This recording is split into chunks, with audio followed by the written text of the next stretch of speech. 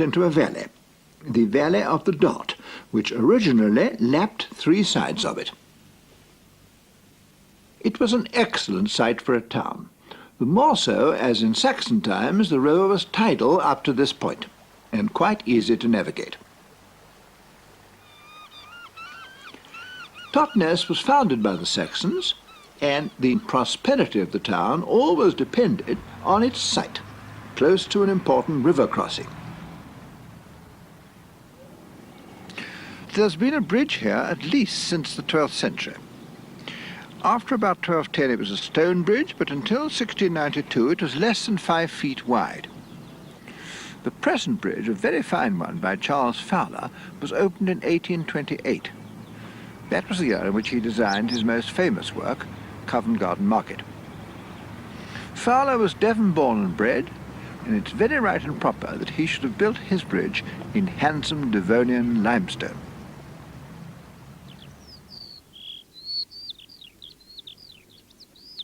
From the bridge, the town rises steadily, and at the top is the castle. The castle was never very important here, because after Exeter had been laid siege to by the Conqueror in 1069, the whole of Devon and Cornwall capitulated without a fight. So the castle, although the earthworks were considerable, was never more than earth and timber at that time. 100 years later, it was rebuilt in stone, and the circular stone keep has been very carefully restored in recent years. But there's nothing to see inside, and the principal reason for toiling up the moat today is to enjoy the views from the ramparts.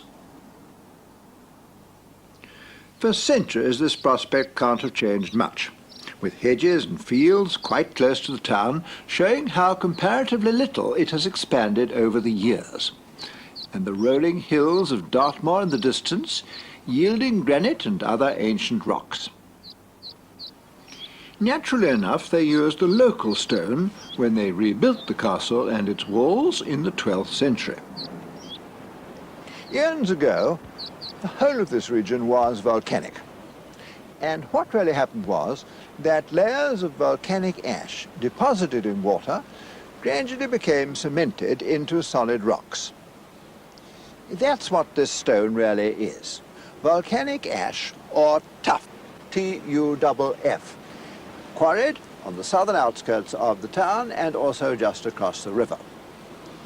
Volcanic ash and a certain amount of another igneous rock found in association with the tuffs, called dolerite, or greenstone, they are the principal building stones of Totnes.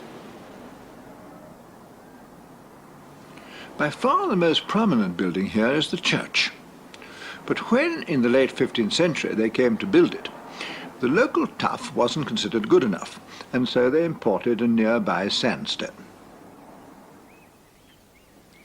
The building of the church must have been a formidable undertaking. It was really due to the energy and enthusiasm of 3 successive mayors who drove the townsmen hard. We know that the overseers had to go and look at 4 other West Country church towers, and to make Totnes according to the best model among them. They were Tavistock, Buckland Monacorum, Callington, and Ashburton. It was here that they found a stair turret projecting from the middle of one side of the tower. That was a common feature of Devon church towers. Modelling on other churches was a typical way of proceeding in the Middle Ages. And here at Totnes, not to be outshone by their neighbours, they also made a great feature of the stair turret. The tower was built of that same red sandstone that we saw from the train. It's a Permian stone, quarried probably from the neighbourhood of Penton, a few miles to the east, and brought round the Brixham Peninsula and up the Dart in barges to a quay specially constructed to receive it just by the bridge. And then from there it was lugged up the hill with the aid of horses. Now, the rest of the church is a mixture of stones, largely volcanic in origin, but with the red sandstone used for dressings mainly. And then there is a white limestone, which we see there up on the parapets. Now that is stone brought from Beer in East Devon in the early part of the 17th century. Hasn't worn any too well. Then in the 19th century they added a new north aisle, and for that they used a different stone again. That is the grey Devonian limestone, also quarried from quite nearby.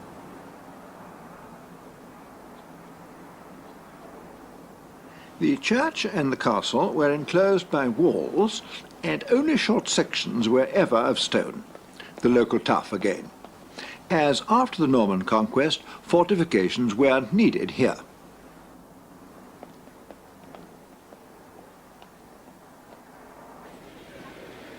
Although it was reconstructed at the beginning of the 19th century with a wider opening, much the best relic of the ancient circuit of walls is the east gate halfway up the hill. Most of the houses in the older part of Totnes are still what they always were, timber framed. But in the course of time, the wooden frames with their lath and plaster infilling have nearly all been masked. The museum in Fore Street is exceptional, in that in recent years the timbers have been revealed again.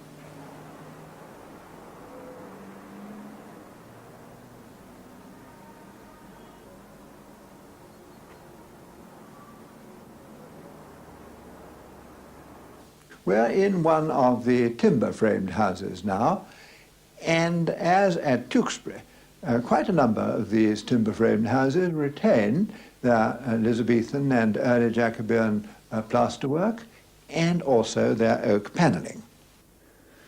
Here, for example, we've got the small panel within the larger panel, a very typical motif of this date. We know the date in this case, 1577.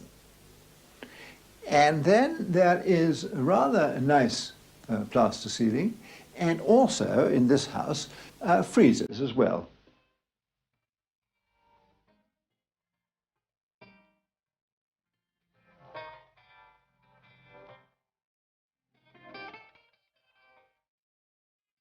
Here's another good Elizabethan ceiling.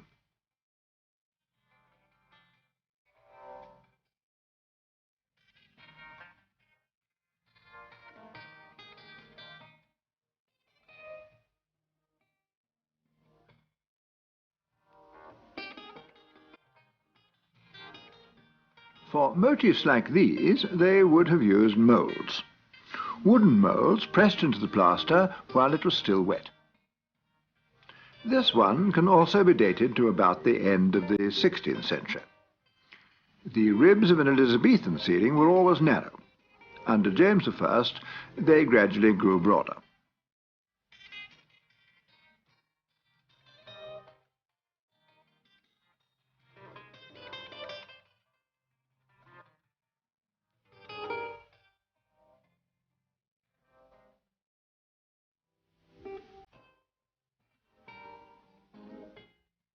This one, mainly floral, belongs to the earlier years of the 17th century. And here we have the showpiece, the finest example in Totnes, dated 1625, with tightly knit ornaments of flowers, fruit and foliage. The effect is quite sumptuous. Motifs include jesters, shells, and sprays of leaves. Where these motifs recur, we can be sure that moulds were used. But in two lozenges the relief is bolder and evidently modelled by hand. One has the Prince of Wales's feathers and the initials C.P. So it was evidently done just before Charles I succeeded. In the other lozenge is the borough coat of arms. A gatehouse crowned by 3 towers, the centre one the highest, and flanked by a pair of enormous quays. We're in the Guild Hall now, and this is the council chamber.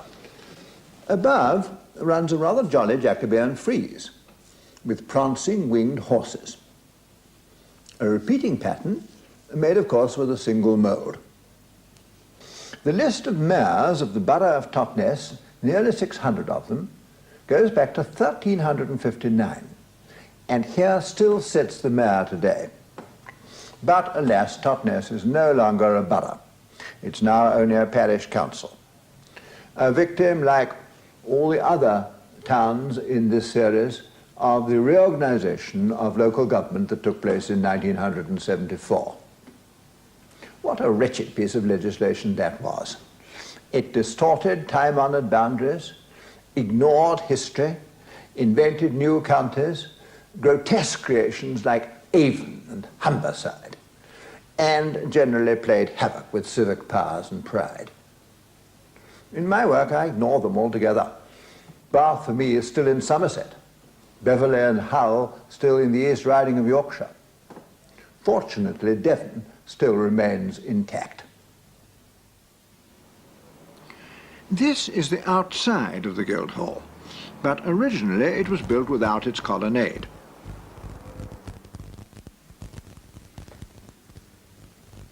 It acquired these octagonal piers from the former Merchant Exchange in the High Street, which was demolished late in the 19th century.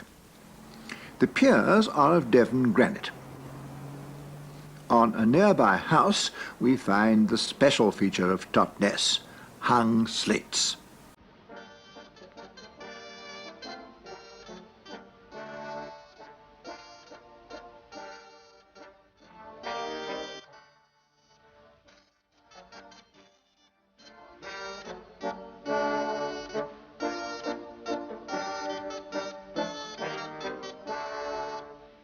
Most of the hung slates are just plain rectangles of varying size, but occasionally they cut them into fanciful shapes, spoiling a good many in the process, no doubt, and hung them to make decorative patterns as here.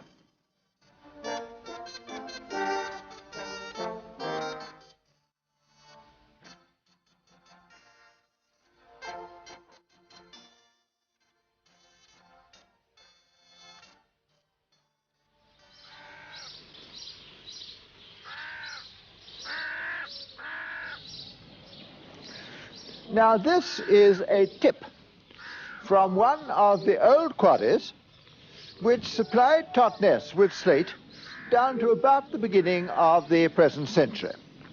It's the Engleborn quarry, known locally as Monkey Oak, at Harberton Ford, about 3 miles to the southwest.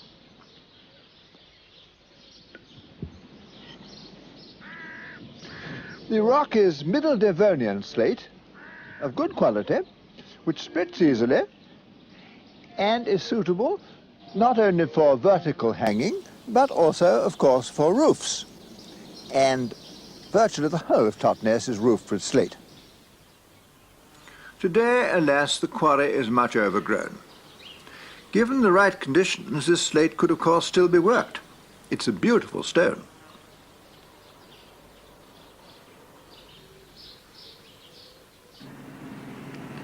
Instead, this is what we find today, not slate, but concrete tiles. It's decidedly a second best. But given the high cost of slate, it is a commendable effort. And as recently as 1927, they did bring slate for a new post office, specially designed to fit in with the town. A credit, I think, to the GPO. And an ornament to Totnes. Would that there were more contemporary architects willing sometimes to sink their impulse to design something that must at all costs look different, and to recognize that there are some situations where the assertion of too much individuality is just bad manners. A good many people in Totnes paint their slates, and that certainly gives the town a more lively appearance. But I must say that in general I'm rather against the painting of stone as distinct from stucco or in some places brick. And certainly some of the slates here are really too good to be covered with paint. So, for domestic buildings, slate and tuff emerge as the two principal materials of Totnes. Between them there's one very obvious difference. Slates, when hung, show no mortar. Lumps of tuff need a lot. The way the mortar is treated, which is what we call pointing, is of vital importance. Well, here we have an object lesson in pointing.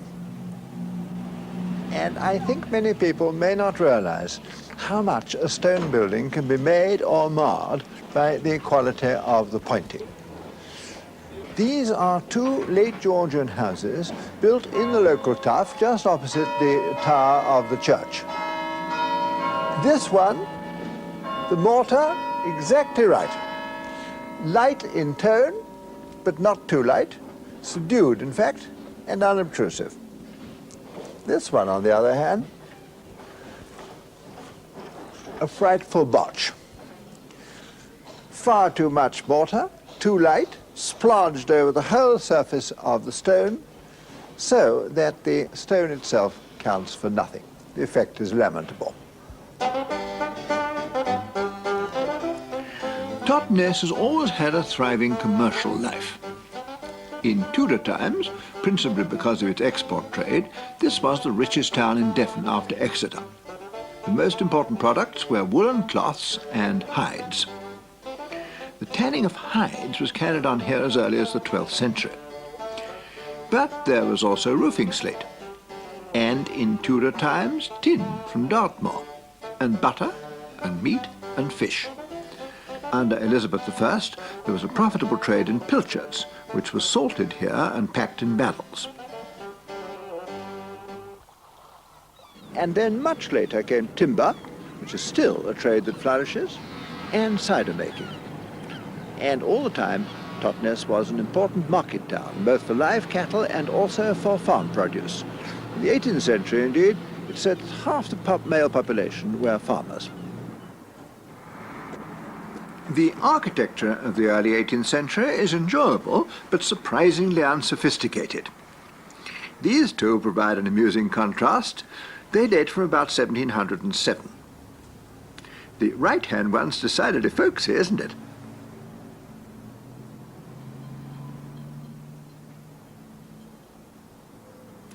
The other has a poor window in the gable, but is the better house.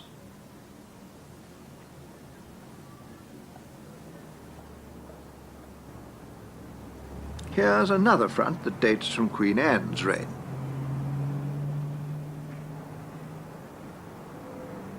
Moving downhill again, through the east gate, we notice up a little side alley a gem of Strawberry Hill Gothic. This, dating from the latter part of the 18th century, is to my mind the most entertaining house in the town. A public footpath passes right through it. The back is slate hung and not Gothic at all.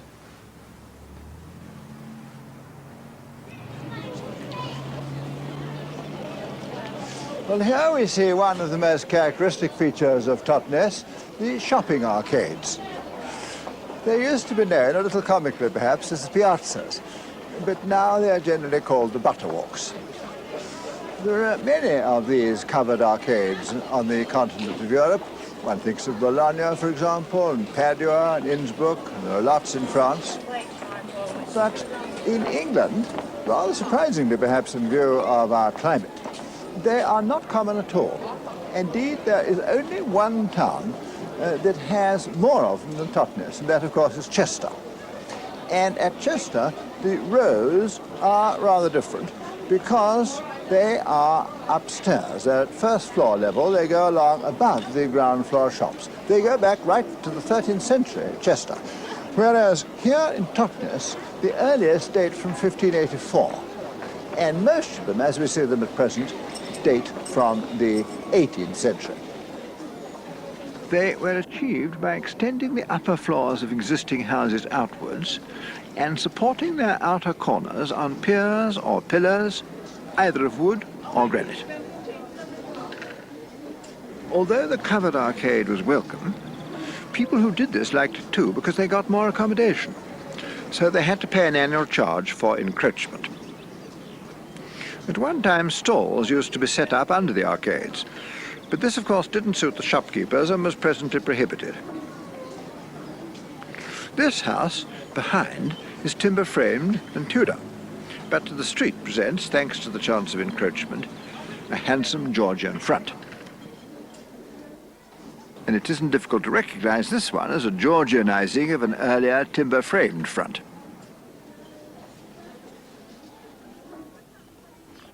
Brick made a very late appearance in this town. Even in the 18th century it was only very sparingly employed. But here's one delightful little mid-Georgian house with a Venetian window.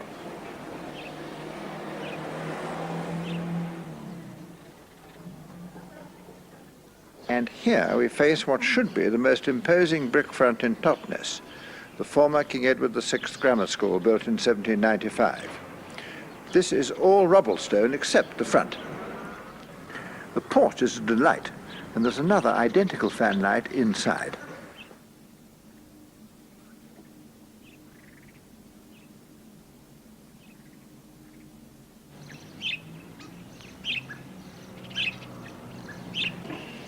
But now look at the front.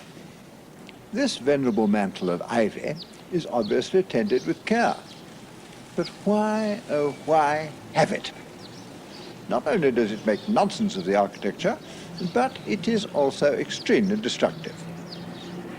I asked a number of local people whether they liked it. Not one of them did. It should certainly be removed without delay, and the first act should be to sever it at ground level. So, please, out with the saws. Totnes always attracted visitors, and until the end of the 18th century, when roads were still bad, they generally arrived on horseback and stayed at the Royal Seven Stars, which had been built without, of course, the quaint but top-heavy early Victorian porch, about 1680.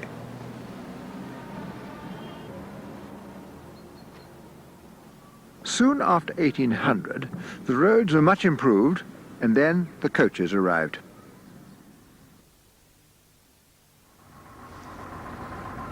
The suburb of Bridgetown across the Dart was brought within the borough in 1834. Just before this, the 11th Duke of Somerset, the landowner, had built another hotel, the Seymour, as a rival to the Seven Stars. And a few years later, a couple of formal terraces, quite unlike anything to be found at Totnes before, or indeed since.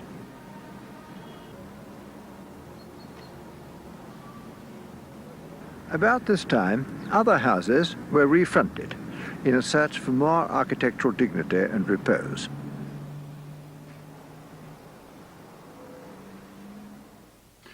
After that, for the best part of a century, nothing much happened in Totnes.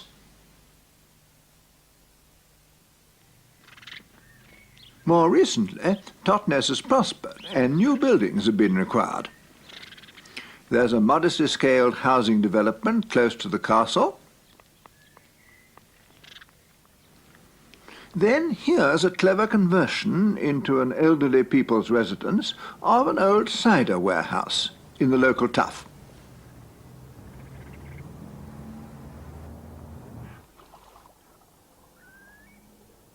And this is a block of flats, interesting in its design and right in scale, on an important riverbank site adjoining the Seymour Hotel. Exactly the sort of place where nowadays some greedy developer, and an architect in league with him, would plead for a high-rise block. And sometimes plead successfully, heaven knows how, and ruin the town. But not here.